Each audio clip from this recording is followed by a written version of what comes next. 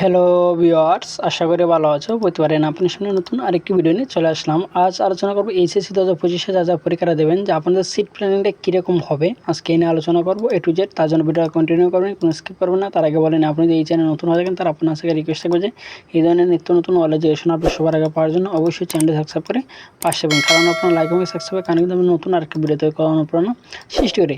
HSC 2025-এ যা পরীক্ষা দেবেন, হয়তো আপনারা অনেকেই কিন্তু জানেন না যে আপনাদের সিট প্ল্যানিংটা তারা কীভাবে করে এবং কার পরে কে বসবেন। ঠিক আছে, অনেকে কিন্তু এই জিনিসটা জানে না।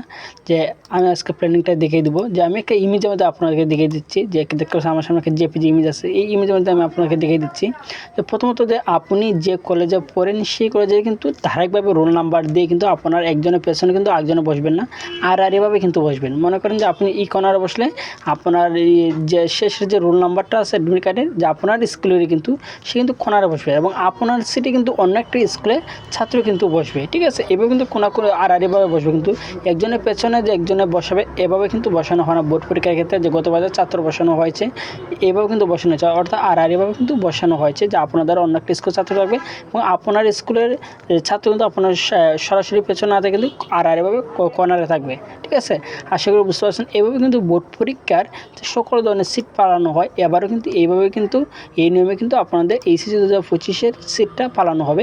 অনেকে কিন্তু আগে বলছিলেন যে সিট প্ল্যানটা এবার কঠিন হবে, অর্থাৎ যে আপনাদের পরীক্ষার যে রুমে টিচার বেশি থাকবে এই একটা এখান থেকে বলে তারা কিন্তু শিক্ষার্থী বলে দিয়েছিল যে সে এবার কিন্তু পরীক্ষার যে তারা গার্ডটা যাতে ভালোভাবে দেয়। কারণ জানেন যে আপনারা প্রতি বছরই যখন এত গার্ড দেওয়ার পরেই কিন্তু প্রশ্ন কিন্তু পাবলিশ হয়ে যায়, তার জন্য যে বাইরে গার্ডটা দেওয়ার জন্য তারা বলছে।